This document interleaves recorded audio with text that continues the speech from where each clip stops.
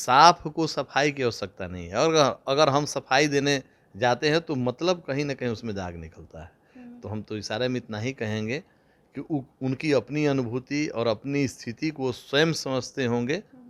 उनको खूब पता होगा कि आज उनके साथ कौन है, कौन नहीं है, क्या उनके पास है और क्या नहीं है। बीना देवी के लिए लगातार सफाई दे रहे थे वो।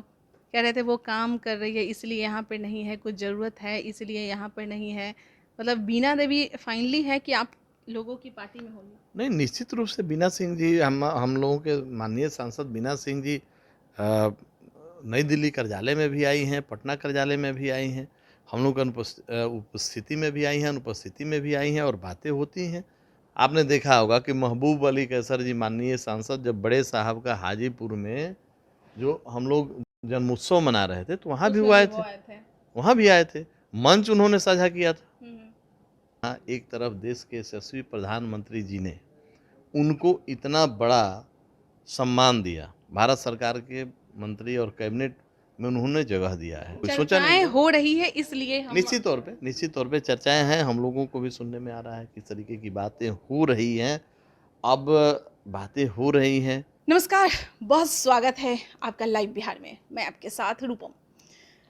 देखिए, राष्ट्रीय लोक जनशक्ति पार्टी यानी कि यूँ कह लें पशुपति पारस जी का अब कोई भी बयान आता है तो बिना चिराग पासवान के उनका शुरू ही नहीं होता है। अभी ही कुछ दिनों पहले वो एक प्रेस कॉन्फ्रेंस करवाते हैं और उसमें सबसे पहले जो वाक्य उन्होंने बोलना शुरू किया, जो सबसे पहला जो शब्द था वो चिराग पासवान। चलिए इसी वनिस्पत बात करने के लिए हम आए हैं। हमारे साथ लोक जनशक्ति पार्टी के रामविलास पासवान की पार्टी के संसदीय बोर्ड के अध्यक्ष हमारे साथ हुलास पांडे जी हमारे साथ जुड़े हुए हैं। हुलास पांडे जी, आखिर क्या बात है कि आप लोग यहाँ के चिराग पासवान जी के चाचा जी बिना भतीजा जी के नाम लेते शुरुआत ही नहीं करते हैं अपना पीसी?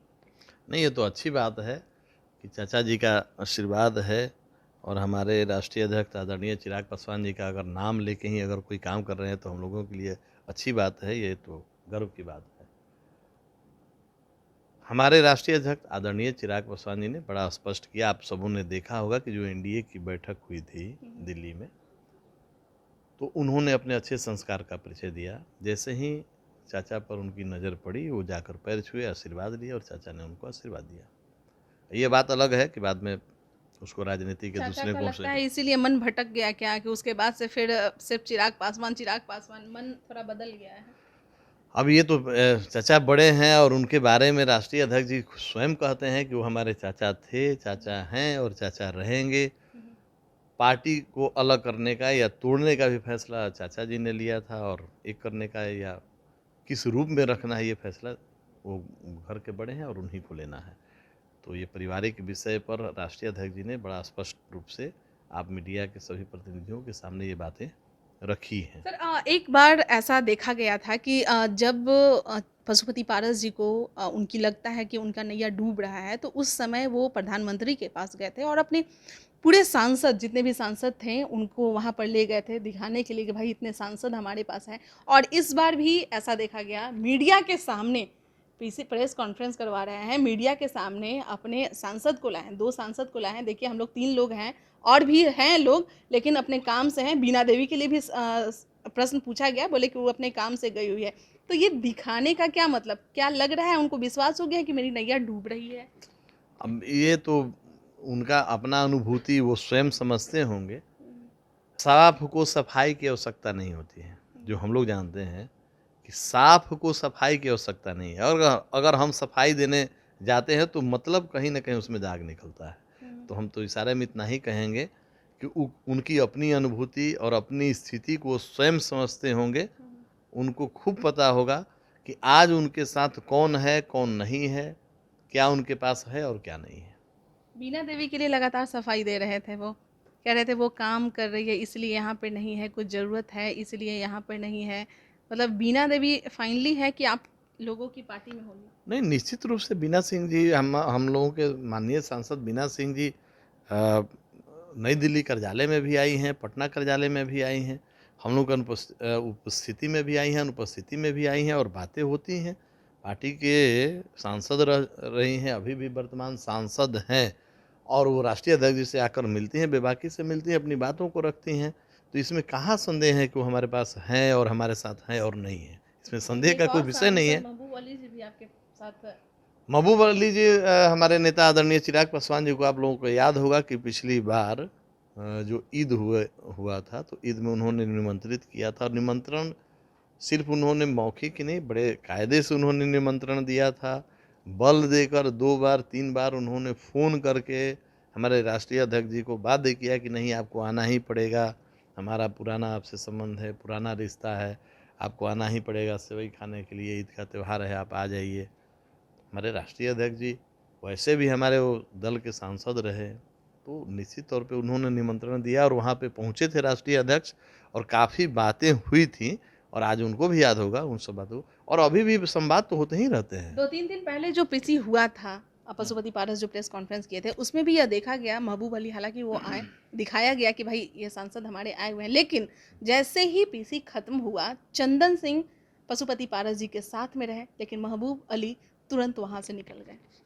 तो ये आप मीडिया के प्रबुद्ध साथी सब, आप सब लोग देखते हैं, और हम लोग को जितनी जानकारी है उससे थोड़ा बहुत कम ज़्यादा आप लोगों को भी सब जानकारियाँ रहती हैं कि आज के समय में कौन से माननीय सांसद किसके साथ हैं।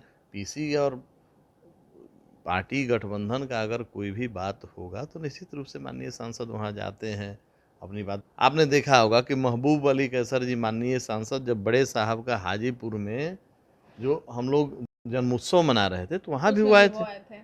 वहाँ भी आए थे। मंच उन्होंने साझा किया था।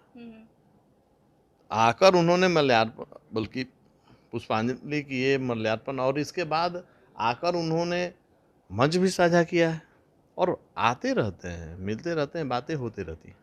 अच्छा, एक बात बताइए कि क्या पशुपति पारस जी डर गए हैं, इसीलिए चिराग पासवान की चर्चाएं हमेशा करते रहते हैं?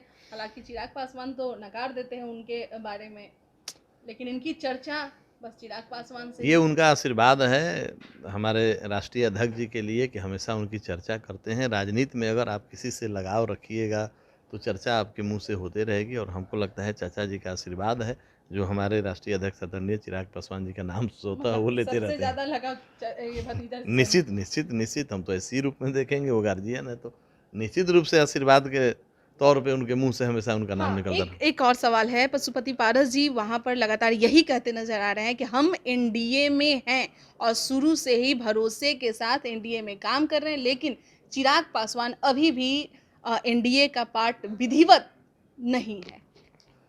अब विधिवत नहीं है। एनडीए के चाचा संयोजक नहीं है, भारत सरकार के कैबिनेट मंत्री हैं, और वो भी एनडीए के एक पार्टनर के रूप में हैं, माननीय बिहार के सांसद हैं, इसमें कहीं संदेह नहीं है।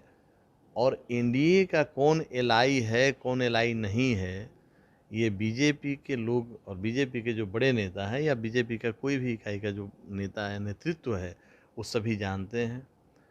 आधिकारिक के तौर पर जब तक हम लोगों के राष्ट्रीय अध्यक्ष जी एनडीए के उस बैठक में नहीं गए थे, तब तक आप मीडिया के भी सभी लोग पूछते रहते थे कि आपका समझौता कब होगा, गठबंधन किससे होगा, आप अभी किससे गठबंधन करने वाले हैं। और हमेशा हमारे नेता ने आपको कहा था कि सही समय आने पर बताया जाएगा और चुनाव के पूर्व फैसले लिए जाएंगे और आपको अवगत कराया जाएगा। और वो समय आया तो प्रेस मीडिया और इलेक्ट्रॉनिक मीडिया के सभी प्रतिनिधि के सामने हमारे राष्ट्रीय अध्यक्ष जी ने प्रेस वार्ता करके और बताया, बाकायदे उन्होंने घोषणा किया कि अब हम एनडीए के पार्ट हो गए हैं, और वो साझा भी किया। और प्रधानमंत्री जी ने जिस तरीके से गले लगाकर उनको आशीर्वाद दिया, हम लोगों का मनोबल बढ़ाया, उसके लिए हमारी पूरी पार्टी और सभी लोगों ने आभार व्यक्त किया है। तो एनडीए के हम पार्ट हैं नहीं हैं, अब ये कहने की बात ही नहीं है, और अगर ये कहते हैं चाचा तो कैसे कहते हैं, ये हमारे लिए तो बड़ा हास्यास्पद बात है। डर में क्या वो अपने सीटों को आरक्षण के लिए कि भाई मतलब मेरा सीट सेफ रहे, सॉरी आरक्षण सेफ रहे, उसके लिए क्या लग रहा है कि वो फिर से महागठबंधन की तरफ जाएंगे, नीतीश कुमार जी का साथ फिर से वो, ये बात क्योंकि तो बेड़ा पार तो नीतीश कुमार जी ही उनका किए नहीं, थे। अब इसमें तो पॉलिटिकल डिसीजन उनको खुद लेना है। पॉलिटिकल डिसीजन उनको खुद लेना है कि जहां एक तरफ देश के यशस्वी प्रधानमंत्री जी ने उनको इतना बड़ा सम्मान दिया, भारत सरकार के मंत्री और कैबिनेट में उन्होंने जगह दिया है, और ऐसे सर्वोच्च स्थान पर आने के बाद अगर बीजेपी को धोखा देकर या प्रधानमंत्री जी को धोखा देकर पुनः अगर महागठबंधन की तरफ जाते हैं, तो निश्चित तौर पे इसके लिए बिहार की जनता, हाजीपुर की जनता या देश की जनता कभी इनको माफ नहीं क्या लग करेगी। रहा है वो जा सकते हैं? क्योंकि राजनीति में कुछ भी होता राजनीति है। में कुछ भी संभव है। और ये अब देखिए, चचा है, अब बड़े साहब के निधन के तुरंत बाद वो पार्टी को तोड़ देंगे, परिवार को तोड़ देंगे, ऐसा तो कोई सोचा नहीं चर्चाएं था। हो रही है, इसलिए हम निश्चित तौर पे चर्चाएं हैं, हम लोगों को भी सुनने में आ रहा है किस तरीके की बातें हो रही हैं। अब बातें हो रही हैं, निर्णय उनको लेना है और निर्णय वो लेंगे। उनका निर्णय जो होगा वो स्वयं जानते होंगे, हम लोग तो कुछ उसमें बता नहीं सकते हैं, न कर सकते हैं। चलिए, बहुत बहुत धन्यवाद। देखिए, हुलास पांडे जी हमारे साथ जुड़े हुए थे, और जैसा कि पशुपति पारस जी जब भी कोई बयान देते हैं तो बिना चिराग पासवान के नाम लिए हुए वो बयान देते ही नहीं है। और जिस तरह से सूत्रों के हवाले से हमें जो खबरें सामने मिली है कि चर्चाएं हो रही है कि अब पशुपति पारस जी सेफ जोन में जाने के लिए हो सकता है कि अब पलटी मारे, यानी कि अब हो सकता है कि वो गठबंधन की तरफ जाएं, उनकी बातें भी वहां पर हो रही है। चलिए, इंतजार करते हैं क्या कुछ होता है। अभी के लिए इतना ही। बने रहे लाइव बिहार के साथ। धन्यवाद। लाइव बिहार यूट्यूब पर सब्सक्राइब और फेसबुक पर लाइक जरूर करें।